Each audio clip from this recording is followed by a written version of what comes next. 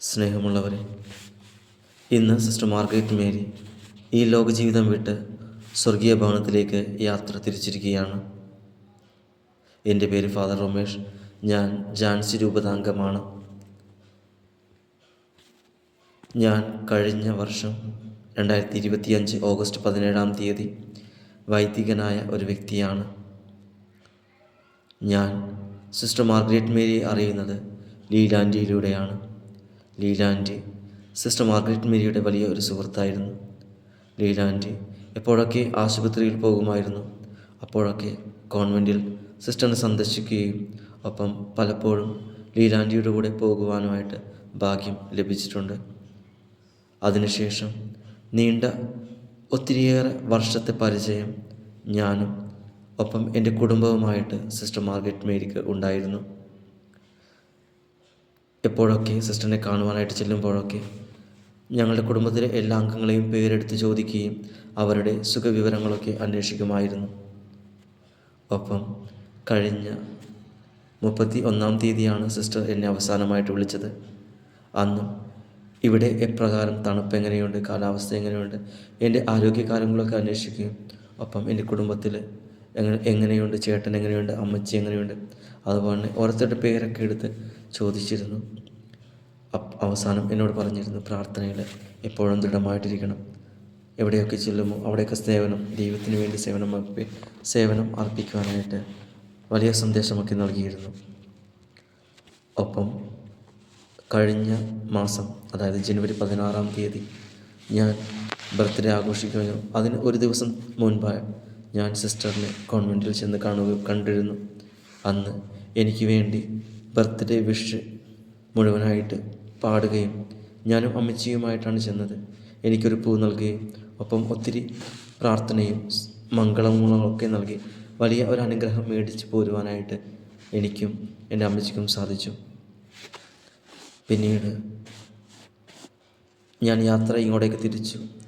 യാത്ര കഴിഞ്ഞ് ഇവിടെ എത്തുന്നതിന് മുമ്പ് ഇടയ്ക്കൊക്കെ എന്നെ വിളിക്കുകയും എത്തിയോ അങ്ങനെ സുഖവിവരങ്ങളൊക്കെ അന്വേഷിച്ചാണ് സിസ്റ്റർ അന്വേഷിക്കുമായിരുന്നു. ഞാൻ ഇവിടെ ആയിരിക്കുമ്പോൾ എന്നെ സംബന്ധിച്ചിടത്തോളം എൻ്റെ ഈ വൈദിക ജീവിതത്തിൽ അല്ലെങ്കിൽ ഈ പൗരോഹിത്യ ജീവിത ഫോർമേഷൻ കാലയളവിൽ എന്നെ ഒത്തിരി സഹായിച്ച ഒരു സിസ്റ്ററാണ് സിസ്റ്റർ മാർഗരറ്റ് മേരി. ചെറുപ്പത്തിൽ തന്നെ ഞാൻ സെമിനാരിൽ പോകണമെന്നൊക്കെ പറയുമ്പോൾ എന്നെ ഒത്തിരി പ്രോത്സാഹിപ്പിച്ചിട്ടുണ്ട്. അപ്പം ഞാൻ വീണ്ടും സെമിനാരിയിലേക്ക്, അതായത് ജാൻസി രൂപതയിലേക്ക് ഇങ്ങോട്ടേക്ക് പോകുന്നു. അപ്പോഴൊക്കെ എൻ്റെ കാര്യങ്ങളൊക്കെ അന്വേഷിക്കുകയും എനിക്ക് വേണ്ടി പ്രാർത്ഥിക്കുകയൊക്കെ ചെയ്യുമായിരുന്നു. ചിലപ്പോഴൊക്കെ ഞാനിവിടെയാണ്, തണുപ്പാണെന്നൊക്കെ പറഞ്ഞപ്പോൾ അമ്മച്ചിയുടെ കയ്യിൽ അല്ലെങ്കിൽ ഞാൻ ചെന്നപ്പോൾ തണുപ്പിന് വേണ്ട വസ്ത്രങ്ങളൊക്കെ കരുതി വെച്ച് തരുമായിരുന്നു. അപ്പം സിസ്റ്ററിൻ്റെ കുടുംബത്തെക്കുറിച്ചൊക്കെ പറയുമായിരുന്നു. ഇന്ന് ഞാനിവിടെ ആയിരിക്കുമ്പോൾ ദൈവത്തിന് മുൻപിൽ നന്ദി പറയുകയാണ് ഇങ്ങനെ ഒരു സിസ്റ്ററിനെ നൽകിയതിന്. ഒപ്പം ഈ സിസ്റ്ററിലൂടെ എൻ്റെ പൗരോഹിത്യ ജീവിതത്തിന് ഒത്തിരി അനുഗ്രഹങ്ങൾ ലഭിച്ചിട്ടുണ്ട്. ഞാൻ ഇന്ന് ഈ അൾത്താരയുടെ മുൻപിലായിരിക്കുമ്പോൾ സിസ്റ്ററിലൂടെ ലഭിച്ച എല്ലാ അനുഗ്രഹങ്ങളെയും ഓർത്ത് നല്ല തമ്പുരാന് നന്ദി പറയുകയാണ്. ഇന്ന് സിസ്റ്ററിൻ്റെ മരണവാർത്ത ഞാൻ അറിയുമ്പോൾ എൻ്റെ കണ്ണിൽ നിന്ന് ഒരു കണ്ണുനീർ തുള്ളി വന്നു. കാരണം അത് വലിയ ഒരു സ്നേഹത്തിൻ്റെ അല്ലെങ്കിൽ ആ ഒരു കരുതൽ നഷ്ടമായി എന്നുള്ള ഒരു വേദനയായിരുന്നു. പക്ഷേ ഞാൻ ഇന്ന് തറയിൽ നിന്ന് സിസ്റ്ററിന് വേണ്ടി ബലിയർപ്പിച്ചു, പ്രാർത്ഥിച്ചു.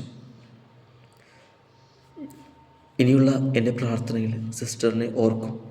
ഒപ്പം എനിക്കുറപ്പുണ്ട്, ഇന്നു മുതൽ സ്വർഗത്തിലിരുന്നു കൊണ്ട് എനിക്ക് വേണ്ടിയും അതുപോലെ തന്നെ സിസ്റ്ററുമായിട്ട് ബന്ധപ്പെട്ടിരിക്കുന്ന എല്ലാവർക്കും വേണ്ടിയും പ്രാർത്ഥിച്ചുകൊണ്ട് നമ്മൾക്കെല്ലാവർക്കും വേണ്ടി വലിയൊരു മധ്യസ്ഥം വഹിക്കുന്ന ഒരു സിസ്റ്ററായിട്ട് അല്ലെങ്കിൽ ഒരമ്മയായിട്ട് യേശുവിൻ്റെ സന്നിധിയിൽ സിസ്റ്റർ ഇന്നു മുതൽ ഉണ്ടായിരിക്കും.